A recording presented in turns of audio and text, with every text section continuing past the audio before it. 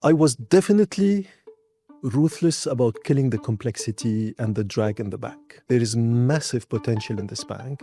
Some of it needed to be unleashed. Things don't become complex by design. They end up becoming complex by lack of focus. We needed to be agile. So bringing the focus at the simplification will allow you to start dealing with it. I'm Francine Lacqua, and this is Leaders, the podcast that explores what drives the world's most influential minds. Joining me this week is Georges Elhedery, the chief executive of HSBC, one of the world's biggest banks. He's been in the top job since September of 2024 and not shied away from difficult decisions, including a huge restructure, slashing thousands of jobs. While some might consider his methods ruthless, HSBC's share price has responded positively. It's roughly doubled to a record high since Elhedery took over. And after an eventful first year, I wanted to catch up with him and dig into those management decisions, understand how he's evolved as a leader, and hear how he's thinking about AI. Georges, thank you so much for speaking to us. Great to be with you, Francine. We were counting how many languages you spoke. 8? So I've studied 8 languages. Other people should judge if I speak them. Do you have a love for languages? I'm fascinated by languages. Because if you're fascinated by cultures, then you're fascinated by understanding how they think and how they express themselves. And that basically naturally links you to understanding their language. Can you only be a good leader if you understand people? I think you have to definitely listen. And if you can listen in their own language, then even better. You grew up in Lebanon? Yes. And what was your early childhood like? So I grew up in Lebanon. At age 18, I moved to France for my university. I then picked an internship in Germany. And by coincidence, I ended up doing an internship in banking. So I went back to Paris to finish my postgraduate degree in finance, statistics, and economics, because I enjoyed it, of course. And I picked up my first job in Japan. And then back to London at that time, up until the time where HSBC hired me, and that was exactly 20 years ago. At the time, you wanted to be an engineer. So what attracted you to finance? So I absolutely wanted to be an engineer. I studied as an engineer, and as you know, back to your question about languages, I had studied German for about 10 or 12 years at that time. So I wanted to do an internship in Germany. The only internship I managed to land was an internship on the trading floor in Frankfurt. So I took it, and then I got addicted to it. What did you like about it? I like the pace. I like at that time, remember, there's a lot of financial engineering. So you're still using a lot of your engineering skills. It still happens, right? And all sorts of, it's highly transferable to finance. I liked the accountability. I liked the early responsibility you can get. So this is where it started. Georges, did you always want to be a leader? Were you a leader as a child? It's difficult to define what a leader is, especially if leader a child. If it's a matter of living up with high standards and high values and high integrity, and being able to project that around you, then yes, that started very early with me. But there are certain traits in leadership that really resonate with me. The first one is you lead by example. You walk the talk. You demonstrate that things apply to you as they would apply to anybody else that you expect them to be applied to, and you don't never make an exception for yourself. When you look at leadership, how does, I guess, the young formative years, give you a sense of who you will become? You learn and you feel what is right and what is not right. And a number of people around you, including my direct family, my parents, it kind of form part of how you think and what ethical standards you set yourself and the integrity by which you operate. And then sometimes around you, you feel things aren't right or aren't fair. And it's very important to stand your line, to hold your line. That's difficult. How do you do that? It is difficult. Discipline.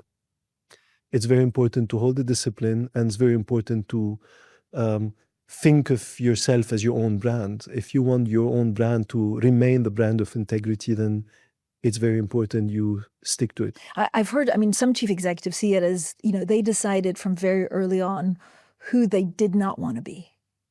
Is it choosing who you do not want to be or who you want to be? What's easiest? I think both go hand in hand. It's very important to realize who you want to be, and by comparison, realize also what are the traits you absolutely do not appreciate, do not regard, and therefore that you want to stay away from. Talk to me about your favorite pre-CEO job at HSBC. Do you have a place in the world where you really kind of had to hone in on your leadership skills and understand the culture? I've spent 20 years at HSBC now, and there isn't a single geography on the planet where I spend that long. So there is a sense of belonging for me to HSBC that supersedes any kind of physical attachment to any place. With HSBC, I've been, I don't know if I can count now, however many dozens and dozens and dozens of times, probably hundreds, to places like Hong Kong, one of the two HSBC home markets, the Middle East, where I spent many years for HSBC, specifically in Dubai, but also roving around the whole of the Middle East. Europe, of course, the US, the Asia, as a whole. It's just amazing the opportunities you have to get there. And every time you're there, you spend time, you create more connections, you have an even deeper understanding. If I bring 10 people in a room and I ask them how many geographies they worked for HSBC, you would find people who tell you more than 10. That kind of experience, frankly, is unique. But Georges, if you look at, for example, some of the Wall Street banks, they're more cutthroat, but they pay their people a lot more. Is that something that you worry about? It's very important that we reward our people fairly, we reward our people competitively, and we reward performance. But that's not the only component. The other component is what is the environment in which they operate? Who are their colleagues, their bosses? What is their purpose? Who are they serving? Why they're serving them? Can they be their true selves? Can they operate with the highest integrity standards as they wish to? All of that kind of form part of the value proposition HSBC offers its employees. And this is what makes the kind of equation collectively work for all our colleagues. Everybody has to make decisions, big or small. But not everyone runs a bank with 200,000 employees. When Elhedery took over as CEO, he really wasted no time making his mark, ushering in a big restructure and laying off thousands of people. So I was curious to understand how he thinks about company-wide challenges and what gave him the courage to move so fast and so decisively. So Georges, talk to me about when you get the call that you've been appointed chief executive. What's your first thought? Of course, the first thought is to be humbled and honored for being given this fantastic responsibility. But what really mattered for me is what I can do for this bank, not who I was or what my title was in this bank. Now, it so happens there's a lot you can do as a group CEO in terms of affecting change or affecting, bringing potential to the bank. So it was therefore the great kind of opportunity for me to be able to do what I really set out to do and what I had the full support of the board to do. But you moved fast, right? You got appointed and then you actually said, does a chief executive need to move fast to kind of say, right, this is the change and this is what we need to be? And is it all on you, or did you govern by consensus? So a few things on that, Francine. The first one is there is massive potential in this bank. Some of it needed to be unleashed. It needed to be unlocked. And some of that unlocking of the potential had to go through re-engineering of certain of our aspects, re-engineering the bank, rewiring the bank so that we can unlock this potential. Then, having been in the bank 20 years, operating in a number of geographies and businesses and functions myself, I've built a lot of experience and a very large network of colleagues who have been also feeding their input and their concerns, which kind of forms a big set of kind of action book, if you want. And then third, very importantly, I was already sitting at the board as a group CFO before I took the CEO role. And all these conversations I was having with my board. And if you have the support of the board, you, of course, have the kind of right to be able to act quickly. But what was the most difficult thing about that first restructuring plan? Because you have to get rid of units that maybe you're attached to, having worked here for so long. There's, people that you like that maybe you've had to move around. Again, was it intellectual or, are you ruthless about it? I was definitely ruthless about killing the complexity and the drag in the bank. The most difficult part is when you have to separate with some of your colleagues. I think we've been very thoughtful. We've been very considerate. We've done it, hopefully, the right way and the most respectful way for the benefit ultimately of the firm and its customers. We needed to be agile. We needed to be, to be ready for a modern world. And to be that, we needed to be simple. And therefore, kind of everything then drives what decisions you take from that mission statement. How did the bank become so complex? And again, this is something that actually most organizations have to face as they grow. I guess there's, various factions, or a lot of companies actually could just become much more simple and simplified. What did you see? Entropy is a feature. Entropy tends to increase, which means complexity, if you do nothing about it, tends to increase rather than decrease. So things don't become complex by design. They end up becoming complex by lack of focus. So bringing the focus at the simplification will allow you to start dealing with it. That's the first observation. Second observation is you have to be extremely methodical. What has created the complexity? How can it be addressed? Methodically, try to identify ways to be simple. Some of the ways to be simple is to decide not to do certain things, and this is why we exited a number of activities. The third thing is when you're taking structured decisions, you have to start from the top down. You can't take structured decisions from the bottoms up. This is why the first decision structurally I've taken relates to simplifying the group operating committee. We moved from more than 20 people to about 12. More importantly, we moved from 0% single accountability.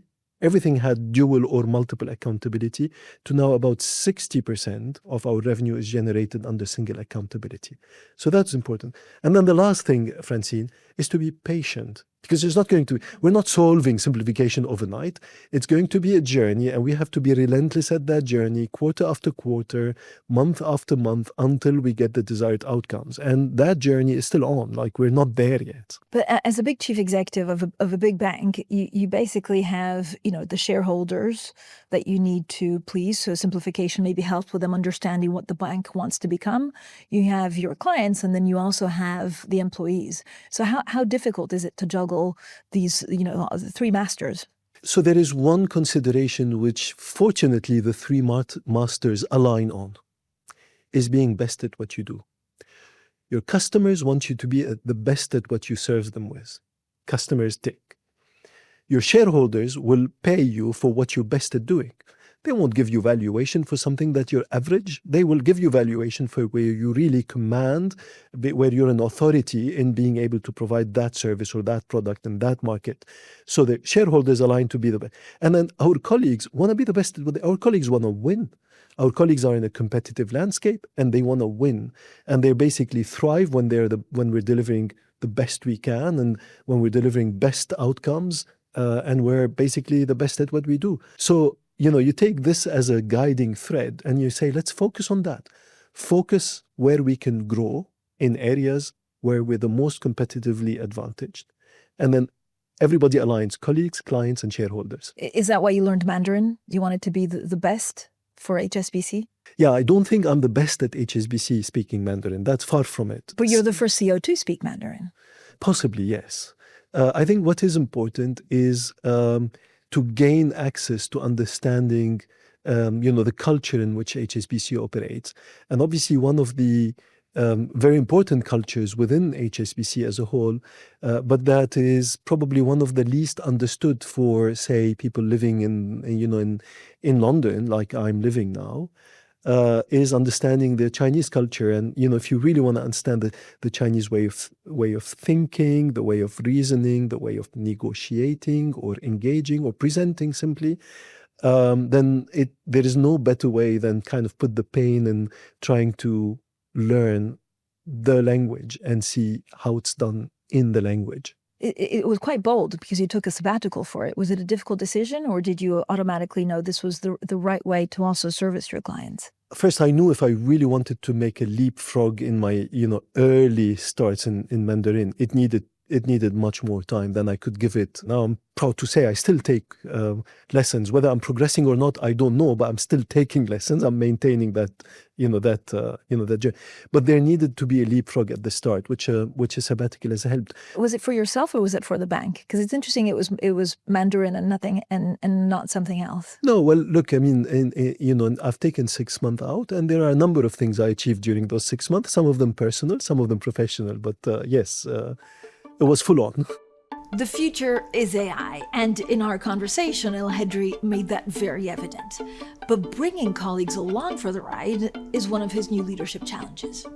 Talk to me about, in simple terms, right, how you see the bank in 5 years. The world is moving fast. We need to move fast. Our customers are moving fast. We need to move fast. Their needs today will be different tomorrow. Their goals today will be different tomorrow. And we need to be continuously adapting to their evolving needs and their evolving goals, right? There are a few key components that can achieve this. Most importantly, the first component is the human touch, okay? We're still very much believer in a model where there'll always be a person to talk to. So we invest in our relationship management.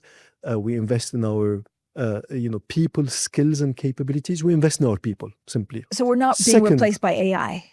So that's the second component, is we absolutely need to be innovation ready and embrace it and enable our capabilities and be able to embrace a number of emerging payments through blockchain or tokenized deposits, all of which we launched, by the way, but that's an evolving world. But also being, Gen AI ready in particular. I mean, AI has been with us for 15 years, but Gen AI is clearly bringing something new to the equation. Now we have more than 100 cases, of which about half of them are already live in production, that are transformational, and they're going to change the way we as humans operate.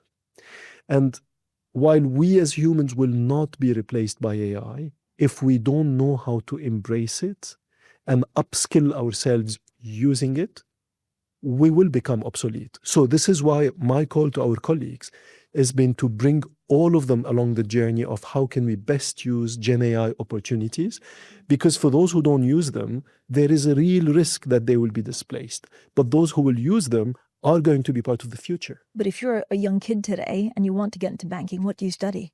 Let me try to answer it with two-pronged approach. The first one, Gen AI specific, right? We now rolled to 170,000 of our colleagues internal productivity tools that can materially improve their capabilities of reading documents, reading emails, writing documents, emails, querying, challenging, thought process. 170,000 of our employees. I mean, soon all the way to the 200,000+ employees. Of course, I will be monitoring usage. I'll be monitoring super usage. Those will be the most, kind of influencing among their colleagues to drive the utilization. But utilization is not optional, because that's how people remain very relevant in the future workforce 5 years down the road. But we're using Gen AI in wealth, we're using Gen AI in markets, we're using Gen AI in contact centers, we're using Gen AI, of course, in technology. Now 30,000 of our technologists, engineers are enabled with Gen AI. The speed at which we're able to patch for, say, code weaknesses or kind of vulnerabilities is 10 times faster already now than it was the case last year. 10 times. And we're not talking in 12 months. In 12 months. We're not talking some productivity in 5 years. We're talking productivity already here. This is hugely transformational. So you can imagine how important it is. Now I go back to the first part of your question, Francine, is what are the skills that are needed for banks? I would say there is no one particular skill that's going to be critical, but it is going to be the ability to learn. Because you can come in a bank coming from an engineering background, from a technology background, from an accounting background. But once you're in the bank, your career, the customer's expectation are such that you're going to have to continuously learn. And if you think you know it all, then there is no place for those in an evolving landscape. Today, the most important learning capability is how to best embrace Gen AI and innovation in general. Are you surprised that these, tariffs and trade barriers that have been erected really in 2025 haven't had that much of a material impact? So a couple of things here, Francine, that are interesting. The first one is tariff in and of themselves aren't a new feature of global trade. They've always was Fair. forms of tariff. What was more new in 2025 is the speed at which both tariffs have been erected, but also deals have been negotiated to reduce tariffs or remove tariffs. So that was kind of the new feature. What's also important to note is that, yes, trade found its way, and we've seen trade patterns between Asia and the Middle East, or within Asia, or to some extent also between Asia and Europe, that have outgrown some of the corridors that have taken, that have been slower in terms of trade growth, or that have taken a kind of setback in terms of trade growth. What's most important with these reconfiguration of trade patterns is that, based on our internal research, we believe the kind of addition to GDP that these new trade patterns within Asia will bring to Asia will 3 times more than offset the loss of GDP that will be due to the reduction of trade with the US. So there is clearly value creation when we see Asia buying Asia, and these trade patterns and these trade corridors grow, because they're driving not only trade, but they're driving FDI, they're driving employment, they're driving domestic growth as much as it is trade growth. Georges, this year, the next couple of years seems to be much more complicated because of geopolitics. You have this massive fight between the US and China, Europe somewhere in the middle, the UK has to find its footing. How difficult is it to navigate geopolitics as HSBC CEO?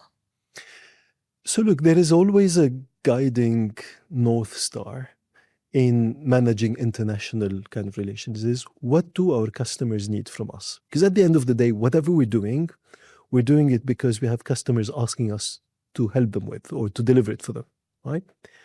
So as long as you believe on this planet, we will have loads and loads and loads and loads of international customers who are looking for supply chains around the planet, who are looking for resilience in their supply chains around the planet, who are also looking for consumer markets for their product and services around the planet to scale their capabilities, then HSBC has a critical role to play. All right, rapid fire. Your top tips for holding highly effective meetings. Make decisions. A poor decision is always better than no decision, because you can always change a poor decision and align it and adapt it. No decision leads to paralysis. How do you overcome self-doubt or imposter syndrome? Always go to first principles. What is your mission, and is what you're doing aligned to your mission? There are various leadership principles I live by. An important one is great leaders build better leaders. Am I on that journey? And do I have great leaders around me that I'm helping build? What honest advice do you try to impart someone you identify with having great potential? Enjoy it. You can't be too worked out in knots around things. It's very important to always step back, a deep breath, and just do it the way that you feel you're enjoying it, because you'll be much more impactful. I love that. Have fun along the way, right? Georges, thank you so much for your time. Thank you very much, Francine. Thank you. Thank you. Bye-bye.